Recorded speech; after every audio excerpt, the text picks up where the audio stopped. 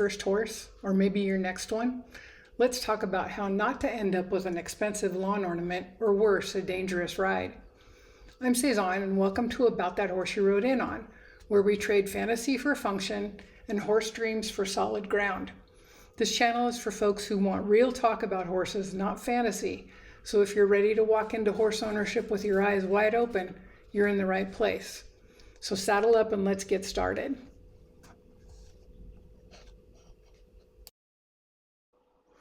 Let's start with what people think horse buying looks like. You scroll online, find a pretty gray or a buckskin with long lashes, go meet him once, fall in love, fork over your cash, and ride off into the sunset with your perfect partner. Easy, right? Yeah, no. Here's the truth. Horse shopping is part detective work, part soul searching, and a whole lot of patience. So before you even look at the horse, you need to ask yourself a few hard questions. What do you really want to do with this horse? Trail ride? Dressage? Drive a cart? Or just have it eat snacks and look pretty? You just want a pet? That's fine too. Pasture pets are cool. There's a lot of horses out there that need to be pasture pets and would be perfect in that role. The next question is, be honest. How much experience do you actually have? This isn't a job interview, it's your safety. Don't let this happen to you. So the next question you have to ask yourself is, what's your budget? I mean, there's farrier bills, which aren't cheap if your horse is shod. There's feed. There's supplements. Some horses need supplements. And then you've got tack. You've got your bridles and halters and bits and all that, and your saddles. And then you've got vet bills like dental and shots every 6 months or whatever. And yeah, this is pretty much what happens to your money.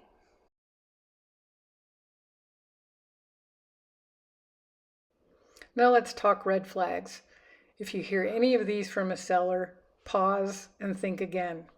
He hasn't been ridden in a year, but he's totally bomb-proof. She just needs a little work. I'm selling him for a friend.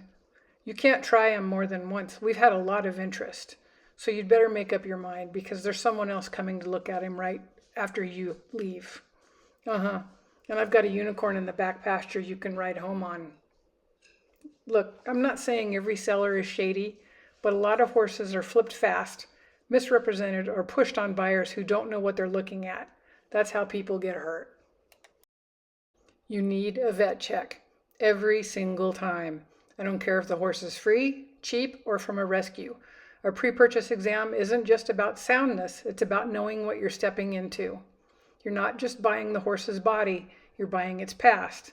And sometimes that past comes with arthritis, ulcers, or old injuries that will cost you way more than the horse did. Let's talk about rescue horses. There's a reason they're there. Bless their little hearts. They've been used up until they're lame, or their minds are blown, or they have some sort of behavioral issue, or they're in so much pain that they just can't function correctly, and they've turned what the people would call mean. They're not really mean, they're in pain. But like I said, there's a reason those horses are in that rescue. And I don't recommend looking at rescue horses for your first horse. If you're looking for a pasture pet, then yeah, that's great. Because like I said earlier, there's horses out there that need to be pasture pets. And those are the ones that aren't so much in pain that they couldn't be put down. There's a lot of them out there that should be, that are just so sadly in pain that it's cruel that people keep them alive, actually.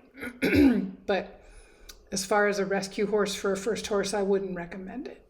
Now listen, this might ruffle some feathers, but I'm saying it anyway. Don't buy for color. You can't ride the color. I don't care how shiny that Palomino is, how rare the paint markings are, or if the buckskin matches your saddle pad. If that horse doesn't have the brain, the training, and the soundness to match your goals, that pretty color is going to cost you a lot of ugly rides.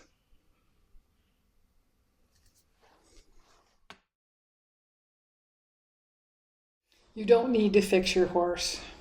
Let me say that again for the folks in the back. You do not need to fix your horse. Pick one that suits your current experience, your confidence level, and your lifestyle. Don't fall into the trap of buying one for the rider you want to be someday. There's no shame in waiting. The right horse won't make you prove yourself. They'll meet you where you are. So have you ever bought a horse that you regretted or one that changed your life? I'd love to hear your stories in the comments.